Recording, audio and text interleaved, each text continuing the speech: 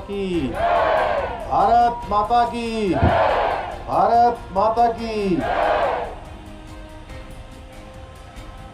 वृक्षारोपण हरेला पूरे मास का जो हम लोगों ने तय किया है, उसी की श्रृंखला में यहाँ पर आयोजित वृक्षारोपण कार्यक्रम में अभी आप लोग जिनको सुन रहे थे, उत्तराखंड सरकार के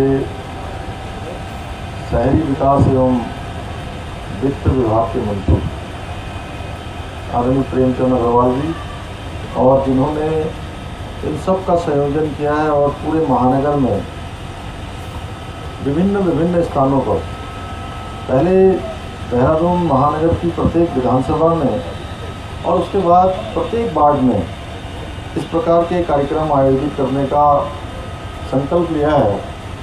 ऐसे देहरादून शहर के मेयर आदरणीय सुनील उनियाल गामा जी, हमारे राजपुर क्षेत्र के लोकप्रिय विधायक हमारे वरिष्ठ नेता आदरणीय खजानदास जी, कैंट क्षेत्र की लोकप्रिय विधायिका आदरणीय सविता कपूर जी, भारतीय जनता पार्टी देहरादून महानगर के अध्यक्ष आदरणीय सीताराम भट्ट जी, हमारे commissioner Garhwal Shri Sushil ji, Doon defence academy के हरिओम जी और उनकी धर्मपत्नी गीता जी, एवं यहाँ पर उपस्थित हमारे अनुसूचित आयोग के अध्यक्ष भाई मुकेश कुमार जी, भाई विशाल गुप्ता जी, सामने बैठे हुए हमारे डीएफओ श्री नितेश मणि जी, एसएसपी साहब श्री कुंवर साहब, हमारे विभिन्न सभी जगह से आए हुए सभी सभासदगण, सभी हमारे पदाधिकारीगण, भारतीय जनता पार्टी महानगर के महामंत्री भाई रतन चौहान जी, एवं उनमें नाम रूप तो मैं समझता हूँ, अमिता बहन जी और नंदिनी जी मैं सबको जानता हूँ, वैसे तो बड़ा लंबा हो जाएगा, इसलिए कमली भट्ट जी कह रहे होंगे मेरा नाम नहीं ले रहे हैं, बहन जी कह रही होंगी मेरा नहीं ले रहे हैं। अब सभी मेष राशि से लेकर मीन राशि तक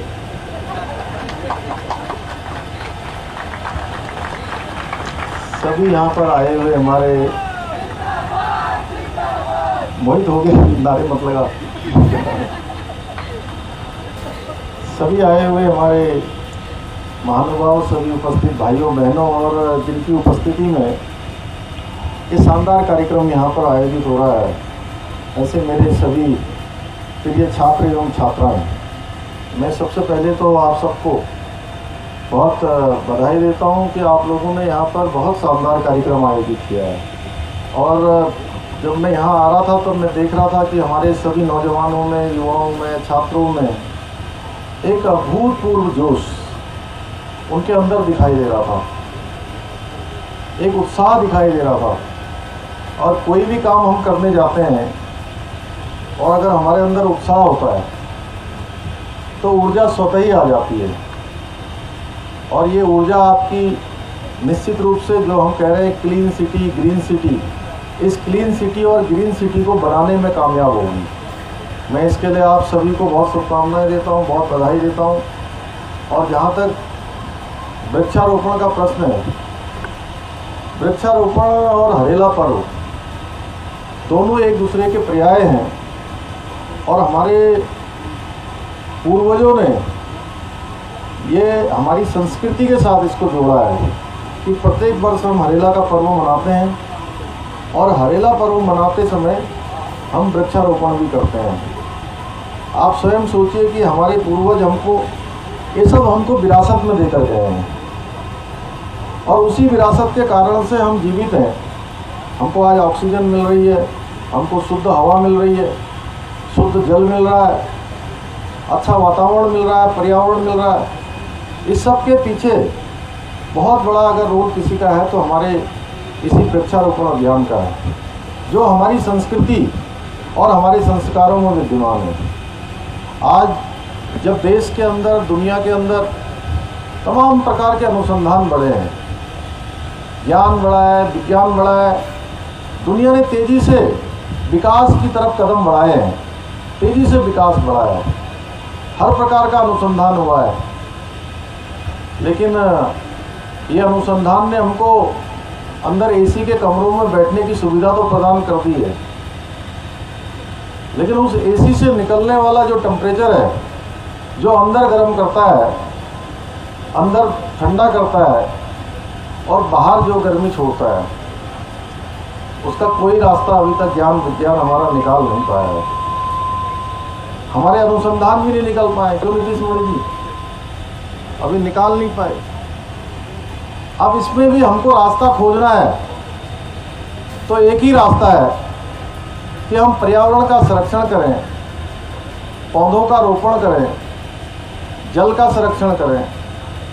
कैसे हम शुद्ध वायुमंडल को बनाने में अपना योगदान दें, उसका यही रास्ता है कि अधिक से अधिक मात्रा में हम वृक्षारोपण करें। अभी पिछले दिनों हमने देखा होगा, जब कोरोना महामारी आई थी, तो जब सारे के सारे स्रोत हमारे बंद हो गए, ऑक्सीजन का सिलेंडर कितने में बिक रहा था, ये हमारे सबके सामने है। और बिक रहा था, मिल भी नहीं रहा था, लाइन लगानी पड़ रही थी, सिफारिश लगानी पड़ रही थी, लेकिन उसके बावजूद भी जो है वो मिल नहीं पा रहा था। और वो ऑक्सीजन के सिलेंडर की कीमत कितनी होती थी भाई साहब उस समय?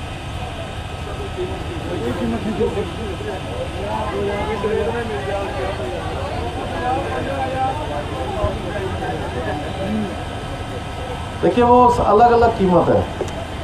और मैं भी पिछले दिनों एक कार्यक्रम में और गया था इनके वन विभाग के, तब भी मैंने वहाँ कहा कि एक व्यक्ति अपने जीवन में, हम उस सिलेंडर से मुझे ध्यान आया कि पूरे जीवन भर जितनी ऑक्सीजन लेता है, अगर उसको हम कीमत में जोड़ें तो कई करोड़ों में होगी।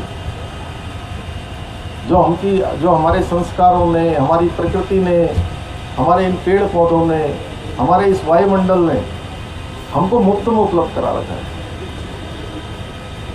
तो जब हमको इतनी सारी चीज़ें विरासत में मिली हुई हैं, हमारी संस्कृति ने, हमारी प्रकृति ने हमको जब ये सब उपलब्ध करा रखा है, तो क्या हमारा भी कुछ योगदान बनता है क्या? ये धरा हमको सब कुछ दे रही है, ये पृथ्वी हमको सब कुछ दे रहा है, ये आकाश हमको सब कुछ दे रहा है, ये वायुमंडल हमको सब कुछ दे रहा है, तो हम क्या दे सकते हैं? हमारा इसमें क्या योगदान हो सकता है? ये प्रश्न हम सबको अपने से पूछना चाहिए कभी, और अकेले में शांत होकर जब हम ये प्रश्न अपने आप से पूछेंगे कि इतनी सारी चीज़ें हमको प्रकृति प्रदत्त, यानी कि प्रकृति ने हमको दे रखा है, तो हम इस प्रकृति को क्या लौटा सकते हैं, या हम इसमें क्या योगदान कर सकते हैं? तो हमको जो सबसे आसान रास्ता सुझाव उसमें सूझेगा, या सबसे अच्छा रास्ता हमको लगेगा, वो यही होगा कि इसमें हम एक वृक्ष, एक पौधा लगाएंगे जो वृक्ष बनेगा, और वृक्ष बनकर जहाँ वायुमंडल को प्रदूषित होने से बचाएगा, शुद्ध ऑक्सीजन देगा, हवा देगा, तो हमको लगेगा कि हमारे मन को भी शांति होगी। जैसा आदरणीय प्रेमचंद जी ने भी कहा कि हमारे जन्म दिवस होते हैं, या हमारे ऐसे परिवार में हमारे बड़े बुजुर्गों का शरीर पूरा होता है, उन सब समारोह में, उन सब कार्यक्रमों में हमको एक पद्धति बनानी होगी। जैसे मैं पहली बार मेरा शपथ ग्रहण हुआ 4 जुलाई को, उसके बाद हरेला आ गया कुछ दिनों बाद। जब मेरा शपथ ग्रहण हुआ, और शपथ ग्रहण के 5 से 10 दिन के अंदर एक ट्रक से भी ज़्यादा, एक बड़ा ट्रक, इतने सारे फूल आ गए। उस समय वहीं बीजापुर में था, तो देखा भरा हुआ है पूरा कमरा, फूल ही फूल। मेरे को इतना लालच आ रहा था, क्योंकि मैं भी कभी फूल देने जाता था तो एक छोटा सा जो हम बुके खरीदते थे, वो भी 200 रुपये 300 रुपये का मिलता था।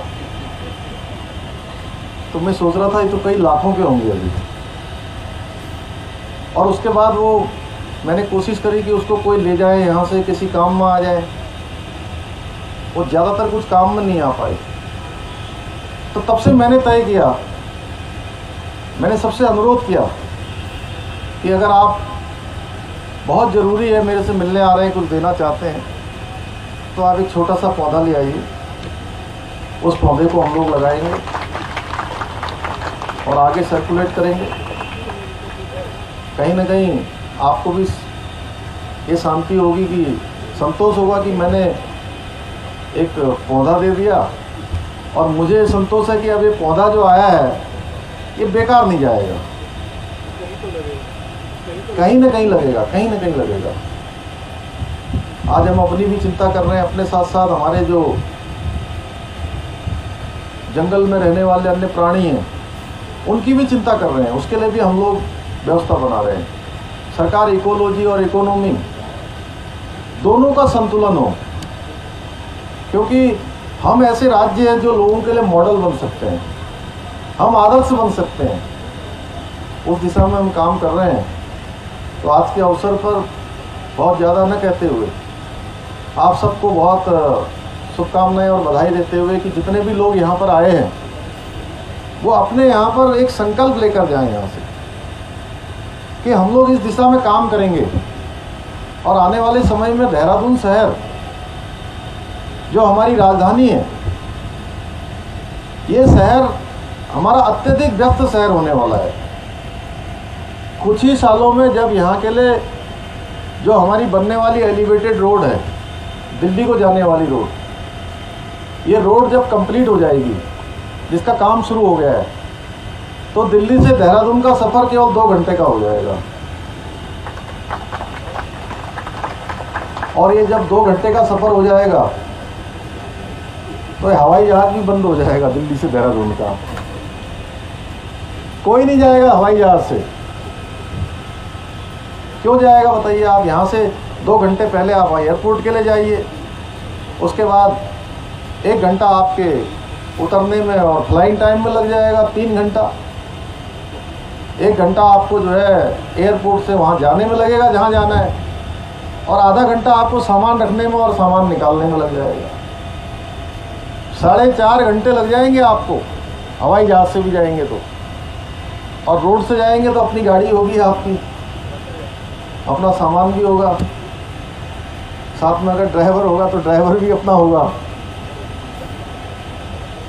तो मैं तो सोचता हूँ कि हवाई जहाज़ से जाना फिर जो है लोगों को पसंद नहीं आएगा, उनको रोड से ही आएगा। और इसी प्रकार से जो दिल्ली से आने वाले लोग हैं वो भी बड़ी संख्या में यहाँ आएंगे, गाजियाबाद से, नोएडा से, गुड़गांव से, हमारे दिल्ली से। सब सोचेंगे कि इतना अरे अच्छी वायु मिलेगी, अच्छा पर्यावरण मिलेगा, अच्छा वातावरण मिलेगा।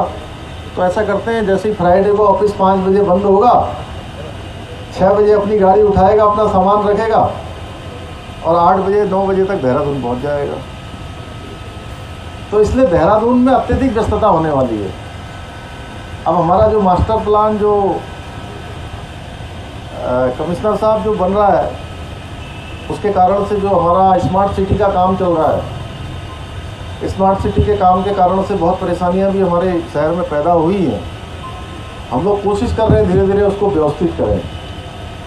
बीच में चुनाव भी आ गया, कई सारी चीज़ें आ गई, हालांकि मशीनरी नहीं रुकनी चाहिए, ये कोई इस बात का एक्सक्यूज़ नहीं है, लेकिन उसके बावजूद भी इसमें कहीं ना कहीं और काम की ज़रूरत थी।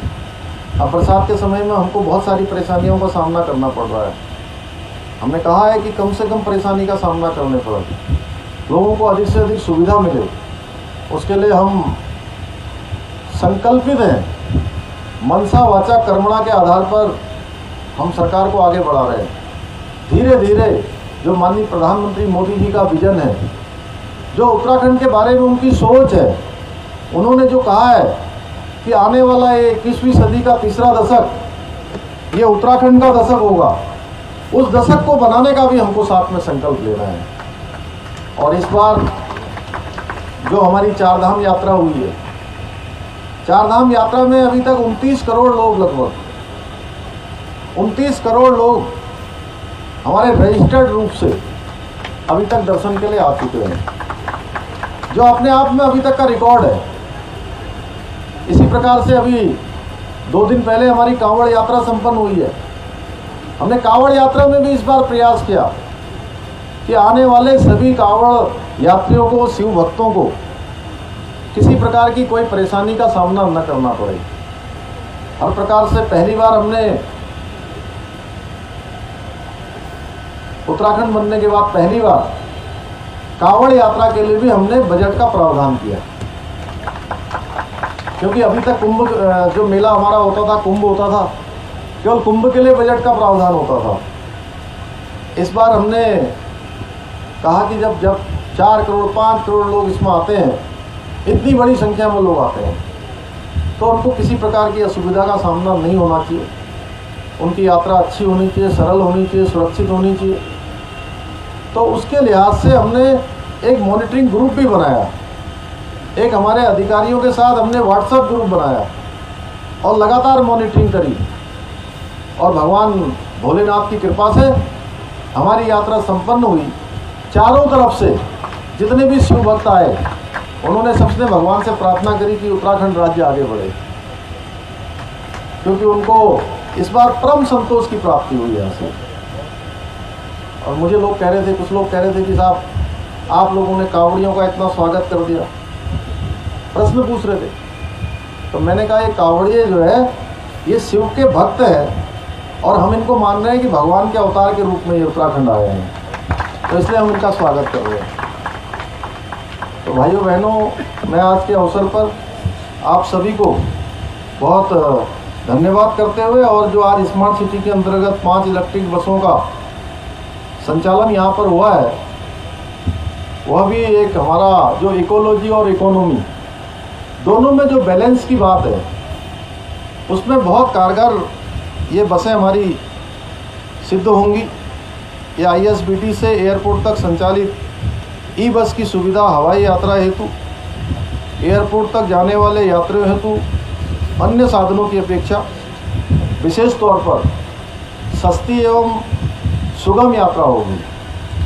तो इसके लिए चूँकि अभी 5 बसें हुई हैं, टोटल हमारे कितना हो गया बेड़ा? 15 का 15 और आएंगी, सब 30 बसों का एक बेड़ा हो जाएगा, जो हमारा जो क्लीन सिटी और ग्रीन सिटी का जो सपना है उसको साकार करने में यह भी एक कदम आगे बढ़ाएगा।